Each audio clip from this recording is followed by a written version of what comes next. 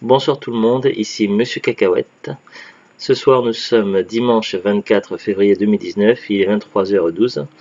Dans ce nouvel épisode de Parlons DVD, je vais vous parler ce soir du film Alien, le 8e passager. Donc nous on l'a vu, donc on a la version Director's Cut. Dans l'espace, personne ne nous entend crier. Est-ce que je pensais sortir du boîtier DVD? Ouais. Hop, ça se présente comme ceci. Je me souviens plus si je l'avais sorti du lecteur DVD. Alors c'est un classique, donc pratiquement tout le monde connaît maintenant Alien. Je l'avais vu plusieurs fois en version cinéma normale, je l'avais déjà vu peut-être une fois en Director's Cut il y a longtemps, je sais plus. Ça faisait des années que je l'avais pas vu. Zulu ne connaissait pas trop, elle avait vu une fois à la télé comme ça en partie, et elle n'avait pas forcément des bons souvenirs. Donc c'est vrai qu'elle avait quelques appréhensions par rapport à la saga Alien. Et finalement elle a plutôt bien aimé, donc c'était pas si terrible qu'elle aurait cru. Alors ils nous disent dans l'espace personne ne vous entend crier. Donc avec le fameux œuf d'où sortent les xénomorphes. C'est d'abord les je sais plus comment ça s'appelle les facehuggers, ouais, ça s'appelle les facehuggers, l'espèce de machin qui attrape le visage pour créer les aliens. Et puis les aliens une fois qu'ils sont sortis c'est des xénomorphes. Alors on va commencer par lire un petit peu le synopsis, donc de quoi ça parle. Alors c'est un film de 79 si je dis pas de bêtises. Par le réalisateur de Gladiator, oui, parce que il y a eu en tout d'abord une première saga de 4 films Alien, avec chacun un réalisateur différent. Puis après il y a eu d'autres films, il y a eu des spin-offs, donc des films dérivés, Alien vs Predator 1 et 2. Puis il y a eu Prometheus et Alien Covenant. Bon là, nous en DVD pour le moment, on n'a pas tout encore. Dans la saga vraiment Alien tout court sans les Predators, il nous en manquerait qu'un, il ne manquerait que Alien Covenant, on l'a pas encore. Alors, de retour des confins de l'univers, le vaisseau commercial Nostromo retourne sur Terre avec ses 7 membres d'équipage. 7, oui, équipage humain, parce qu'il y a aussi un chat dans l'histoire, donc moi je dirais plutôt 8, et en comptant l'alien. Sachant que c'est un jeu de mots alien parce que en anglais pour les Américains alien ça veut dire étranger. Et donc effectivement donc il y a 7 membres d'équipage humains et un nouveau membre d'équipage qui arrive, un étranger, donc un alien, d'où le nom alien. Ça veut pas, à la base ça veut pas dire extraterrestre. Alors un signal de détresse provenant de la planète déserte LV426 éveille leur curiosité. L'officier Kane, qui est parti explorer cet étrange endroit, est agressé par une forme de vie inconnue. De nouveau dans le vaisseau, Kane est pris de convulsions lorsqu'un corps étranger perfore son abdomen et s'échappe dans les couloirs du vaisseau. Le cauchemar peut commencer. Film culte par excellence, le premier volet d'Alien donne à la science-fiction ses lettres de noblesse. Ridley Scott, donc Blade Runner Gladiator, a fait de Alien un des films les plus terrifiants jamais réalisés. Je suis pas tout à fait d'accord. Les gens qui ont écrit ça, c'est qu'ils n'ont pas encore vu le téléfilm Ça, de Il est revenu de Stephen King. Parce que franchement, Alien est largement 10 000 fois moins terrifiant que Ça, Il est revenu. Après, question de goût. En tout cas, après avoir vu Ça, Il est revenu, vous ne verrez plus les clowns de la même façon. Je parle pas du remake évidemment, mais du téléfilm des années 90. Alors, dans son rôle de femme courageuse et déterminée, Sigourney Weaver a marqué toute une génération de fans de la saga incontournable. Je suis tout à fait d'accord.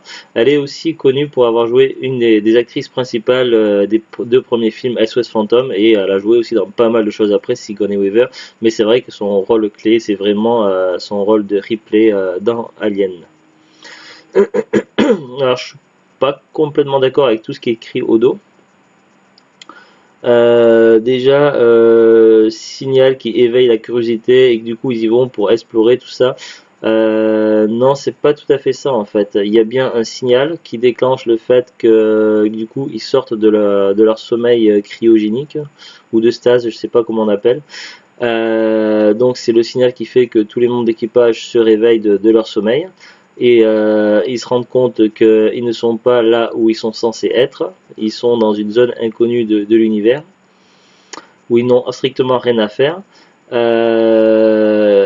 Malheureusement, donc il y a un signal de détresse et il y a une clause dans leur contrat qui leur oblige, même s'ils sont pas d'accord, à aller voir sur place et explorer et essayer de récupérer des informations. S'ils ne le font pas, ils se font sucrer leur prime. Donc c'est pas la curiosité, c'est le fait qu'ils n'aient pas le choix de le faire, tout simplement. Après le reste c'est plus ou moins correct, ce qui est écrit au dos du boîtier. À savoir qu'on a le choix de voir le film dans deux versions différentes. On n'est pas obligé de le voir en director's cut. Donc, quand vous mettez le DVD, il vous propose dès le début, dès l'ouverture, de choisir de le voir en version théâtricale, c'est-à-dire la version cinéma de 79, ou la version director's cut qui est un peu plus récente. Alors il nous marque donc le film a deux versions, donc director's cut introduction par Ridley Scott. Alors on a une petite introduction de quelques instants avant le lancement du film. Malheureusement c'est en anglais et ils n'ont pas sous-titré en français quand ils parlent, donc ça c'est dommage. La version cinéma, on peut avoir des commentaires audio de l'équipe pour la version cinéma. Alors quelque chose qui n'est pas anodine quand même, que la version cinéma dure 1h52 et la version Director's Cut dure 1h51. C'est vrai que la plupart du temps dans les films, les DVD, la version Director's Cut est associée à une version longue et en général dure plus longtemps qu'une version cinéma. Et là c'est le contraire, la version Director's Cut dure 1 minute de moins que la version cinéma. Donc voilà, c'est quand même original pour le citer, donc je trouve que c'était intéressant.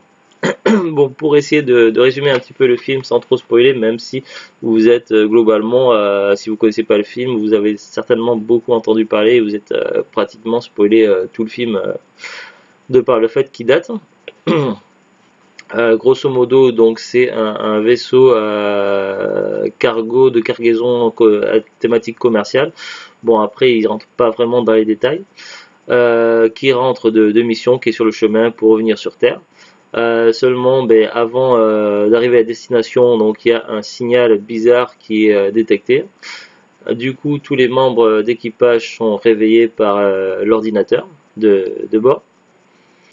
Ils prennent leur petit déjeuner, ils essaient de comprendre ce qui se passe, tout ça. Ils se rendent compte qu'ils ne sont pas dans le bon système solaire, tout ça, qu'ils ne sont pas au bon endroit. Ils apprennent qu'ils sont obligés d'aller voir ce que émet ce signal, donc d'aller sur la planète d'où le signal est émis, sinon ils se font sucrer donc leur prime et ça ils n'ont pas envie. Voilà, ils n'ont pas le choix, ils vont là-bas. Seulement bon, l'atterrissage se passe pas super bien, donc il y a quelques réparations à faire. Il se trouve qu'ils n'ont pas atterri très très loin de là où était émis le signal, donc il y a un groupe, je crois qu'ils sont deux. Deux qui vont aller explorer donc en tenue de scaphandre, ils y vont à pied. L'un d'eux se fait choper au niveau du scaphandre par un facehugger, donc l'espèce de ça peut penser à une sorte de petit poulpe ou quoi, mais de manière extraterrestre, un truc un peu bizarre, qui s'accroche au scaphandre et il n'y a pas moyen de le retirer, tout ça. Normalement, il y a des directives font que système de quarantaine, tout ça, il faudrait normalement pas que ce membre d'équipage revienne à bord du vaisseau, sauf que finalement, on lui ouvre l'accès, il rentre à bord du vaisseau. Donc les membres d'équipage essaient de comprendre ce qui se passe. Finalement, donc j'essaie de pas trop spoiler. Finalement, il y a un extraterrestre qui sort du corps de ce membre d'équipage. Une créature qui mue et qui donc du coup par le fait de pouvoir muer grandit, donc grandit très très vite. Et cette créature est très dangereuse, se trouve à bord du vaisseau et ils vont devoir tenter de survivre. Donc on se retrouve carrément sur un huis clos spatial dans l'espace. Donc ils sont à bord de leur vaisseau, il y a une créature qui se balade, c'est la merde. Et leur objectif ça va être de tenter d'éliminer cette créature. Seulement donc normalement c'est leur objectif, sauf que l'un des membres de l'équipage a un autre objectif différent, un objectif qui entre en contradiction avec leur objectif à eux. Du coup il va y avoir des complications, ça va pas très bien se passer. L'alien est plus intelligent que ce qu'ils auraient cru et donc ils vont finir par se faire décimer les uns après les autres. Et il y aura évidemment donc un combat final, un face-à-face entre la fameuse héroïne incarnée par Sigourney Weaver, donc Ripley, face à l'alien. Donc le fameux Alien, c'est le fameux 8e passager. Donc c'est vrai que ils comptent 7 passagers donc de type humain humanoïde plus l'alien, ça fait 8. Ils n'ont pas pris en compte le chat. Donc normalement ça aurait dû être Alien le 9e passager, le titre. Si on aurait voulu être vraiment précis, si on pinaille. Mais bon, après, voilà, c'est une saga culte, on va pas pinailler. Voilà, donc bah, pour moi ça reste un classique. Je l'avais déjà vu à la télé, puis après en cassette vidéo, en DVD, tout ça. Donc nous, soit on l'a vu en Director's Cut. Donc il m'a semblé reconnaître des scènes qui auraient un petit peu changé. Parce que c'est vrai que j'avais vu plus souvent quand même la version normale qu'à Director's Cut.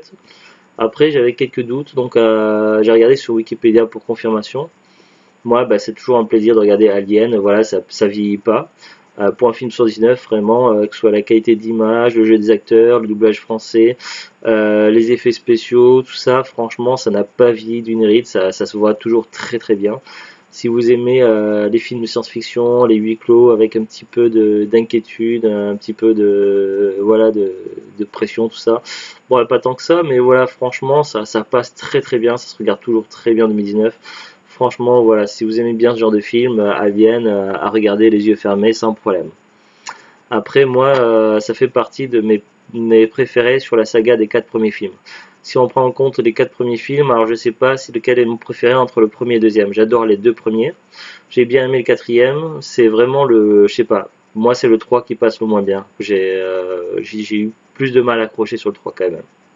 Après, question de goût. Qu'est-ce que je peux vous dire d'autre? Donc, si on va sur Wikipédia, donc ils disent Alien, le 8e passager, également désigné sous son titre original Alien. Donc c'est vrai que je l'avais autrefois en DVD, j'avais acheté, ça s'appelait Alien Quadrilogy, parce qu'il y a eu plusieurs coffrets, il y a eu aussi un coffret appelé Alien Legacy, donc il y a eu plein d'éditions différentes, donc ça a été édité, réédité, je ne sais combien de fois. Moi je l'avais pas sous cette version là, j'avais Alien le 8e passager, c'était il y a très longtemps, donc ça faisait partie des DVD que j'avais acheté au tout début des DVD à l'époque, lorsque j'avais pour seul lecteur la PlayStation 2, puisque les lecteurs DVD coûtaient à l'époque beaucoup plus cher que la PlayStation 2, et oui, c'est fou à imaginer, mais oui, c'était le cas comme ça avant. Donc ça revenait à moins cher d'acheter une Play 2, donc j'utilise la Play 2 pour regarder les DVD, et j'avais acheté le coffret Alien. Depuis, j'ai déménagé un certain nombre de fois et je n'avais plus ce coffret, j'avais dû le revendre avant un déménagement, je sais plus. Là, j'ai racheté le coffret avec les 4 aliens il y a quelques années, 2-3 ans, dans une brocante. Du coup, c'est pas tout à fait la même version. Donc là, au lieu d'avoir écrit Alien 8e passager, il y a écrit Alien Director's Cut. Donc au niveau de la jaquette, il y a quelques détails qui changent. Je vous montre aussi le verso. Alors, donc un film de 79.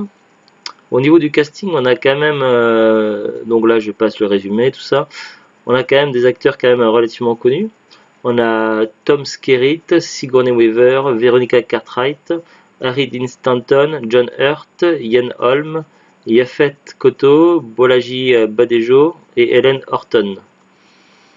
Donc les plus connus, ça va être Sigourney Weaver, John Hurt et Ian Holm, évidemment, au niveau des acteurs. À noter que, alors, un des 2 ingénieurs, donc c'est lequel alors je sais plus si c'est le technicien Harry Denstant SE Brett ou JT Parker, je crois que c'est Parker, enfin l'un des 2 techniciens. Pour la voix VF, pour le doublage VF, ils ont mis la même voix que Sylvester Stallone. Donc c'est assez marrant quand même. Ça fait un peu bizarre quand même. Alors si je descends, parce qu'il y a la fiche Wikipédia du film Alien est vraiment très complète, il y a beaucoup de choses à indiquer dessus. Alors, ce qui nous intéresse, c'est la version Director's Cut. Donc, nous, on l'a vu en Director's Cut. Alors, d'après les informations qui sont marquées sur Wikipédia, une version Director's Cut est sortie au cinéma en 2003. Donc, vous voyez, il s'est écoulé quand même pas mal de temps entre 1979 et 2003, entre les deux versions, cinéma et Director's Cut. Elle ne présente que de légères différences avec l'œuvre originelle. Certains plans ont été élagués afin d'améliorer le rythme et 2 scènes ont été ajoutées. Une dispute entre Lambert et Ripley et la découverte par Ripley du capitaine Dallas enfermé dans un cocon. À l'origine, Ridley Scott et le monteur Terry Rowling n'avaient pas souhaité garder cette 2e scène car ils estimaient qu'elle ralentissait sérieusement le rythme. À ce moment du film, Ripley cherche à s'échapper et cette digression fait retomber la peur que le spectateur doit alors ressentir pour elle. Il est à noter que le montage du film sorti dans les salles en 1979 est celui que Ridley Scott a toujours préféré. Mais dans ce cas, pourquoi ils ont appelé cette version la version Director's Cut si le directeur, donc le réalisateur, si le réalisateur a préféré la version cinéma? Du coup, c'est pas une version Director's Cut, c'est une version plutôt Editor's Cut, ils ont dû mettre. Version d'éditeur, donc Editor's Cut, pas Director's Cut, ça n'a pas de sens, tout simplement. Enfin bon, bref, poursuivons. Ils nous disent également, dans le DVD de la version Director's Cut, on apprend que l'acteur John Hurt, lorsqu'il se penche sur l'œuf, ignore qu'une créature va lui sauter au visage. De même, Ridley Scott a souhaité que les autres acteurs ne soient pas informés de ce qui allait se passer lors de la scène où l'alien sort du corps de John Hurt. Celui-ci savait bien sûr ce qui allait se passer. Ainsi, Veronica Cartwright, donc Lambert, a réellement crié d'effroi lorsqu'elle a été aspergée de faux sang lors de la brutale éclosion de la créature. Oui, alors,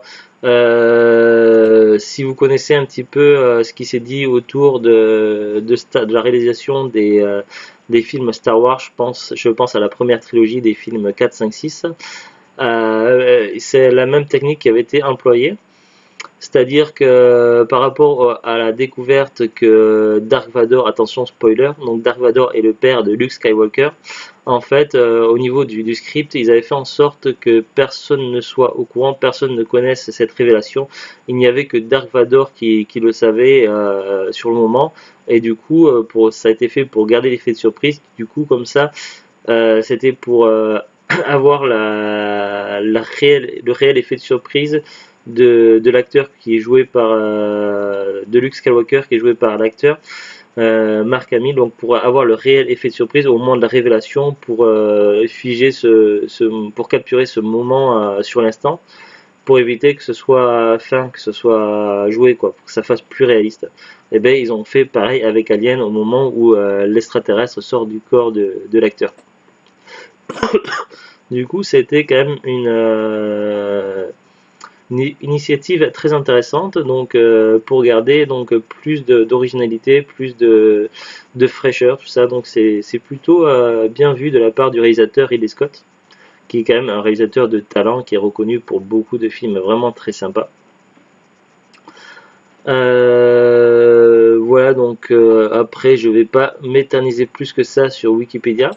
Alors j'ai regardé sur internet, sur Amazon, si Alien est toujours commercialisé. Ça serait quand même ballot que ce ne soit pas le cas, puisque c'est quand même un film à succès. Ils ont tout intérêt à toujours le vendre. Alors donc on peut le trouver soit à l'unité, donc le premier Alien, soit en coffret. Alors l'unité il est vendu 6,99 €, expédié et vendu par Amazon, donc tout seul. À savoir que ce n'est plus la même jaquette. D'ailleurs, il y a une petite... donc là, vous voyez, la version classique sur la plupart des éditions DVD, ça va être avec le fameux œuf d'où sort le facehugger. Voilà, c'est ça, vraiment la couverture de la plupart des éditions DVD du premier Alien. Donc là, cette édition-là, la nouvelle qui date, donc, est-ce qu'on a une date de sortie sur Amazon? Voyons voir les détails. Date de sortie du DVD 2004. Mais ils nous disent, voyons voir, alors est-ce que c'est depuis 2004 qu'ils ont dû garder et conserver la première date, sauf que voilà, on a une information, alors je sais plus où, ici dans la description du produit. En fait, ils ont conservé la même fiche que pour les premières éditions DVD Amazon, mais ils ont changé juste la couverture. Et ils marquent, attention, la couverture de ce produit a été modifiée par l'éditeur récemment. En validant votre commande, vous recevrez donc un exemplaire avec l'une des couvertures figurant sur les images. Nous vous remercions pour votre compréhension. Donc effectivement, dans la galerie d'images, il y a deux couvertures pratiquement identiques. Et ces deux couvertures, donc au lieu de représenter l'œuf du facehugger, elles représentent l'alien dans son corps recroquevillé. Donc on voit un alien dans son corps recroquevillé. Et le titre c'est Alien le 8e passager, et écrit tout en dessous, dans l'espace, personne ne vous entend crier. Cette jaquette et cette couverture, donc ce sera celle maintenant, tous les nouveaux DVD sortis d'usine n'auront plus que cette couverture là, donc celle-ci finira par devenir rare. Donc maintenant plus aucun DVD d'Alien n'aura cette couverture là. Donc elle finira à terme par disparaître complètement, sauf si vous achetez d'occasion, en brocante, à cash, etc. Donc à savoir que la nouvelle couverture, donc là je l'ai sous les yeux, c'est assez frais comme design, c'est pas mal du tout, mais voilà, je sais pas, ça, je préfère quand même celle-ci. Je préfère quand même celle-ci parce que voilà, c'est voilà, pour moi c'est quand même plus représentatif. Après c'est une question de goût. Chacun voit comme il veut, mais voilà, si vous achetez maintenant neuf sur Amazon, vous aurez la nouvelle couverture, vous n'aurez plus l'ancienne couverture pour le film Alien.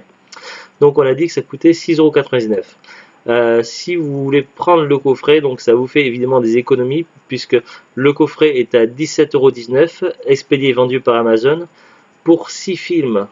Donc voilà, je vais prendre la calculatrice, donc 17, hop, 19 divisé par 6, ça revient à 2,86 €. Donc il y a, ça fait 865, mais comme quand c'est un 5, donc il faut arrondir au chiffre supérieur, donc ça reviendrait à 2,87 € le DVD, le film.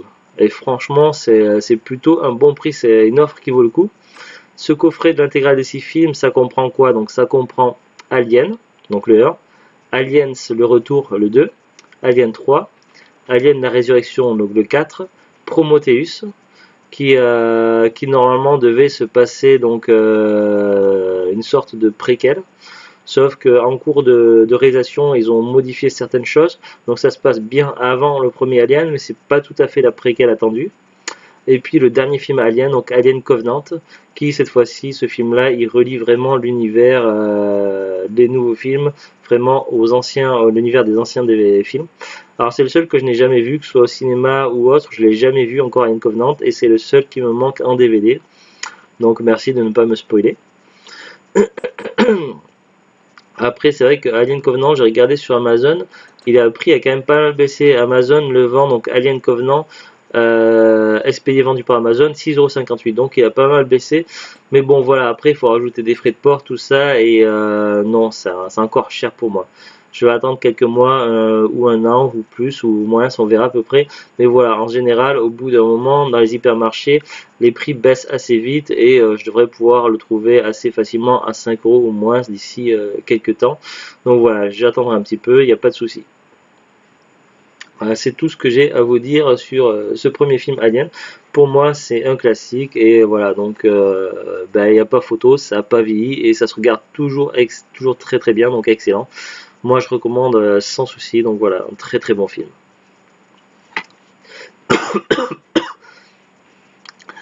C'est tout pour ce soir et ça fait quand même pas mal de vidéos aujourd'hui. Voilà, ça arrive comme ça. Donc on n'en a pas fini avec Alien, comme vous en doutez, puisqu'on a d'autres DVD Alien. On vous dit à très bientôt. Bon début de semaine qui commence, puisque là le week-end il est vraiment fini, il est déjà 23h35. Voilà, je bug. J'ai bugué, donc c'est pas grave. Allez, je vous dis à très bientôt, bonne fin de soirée et au revoir.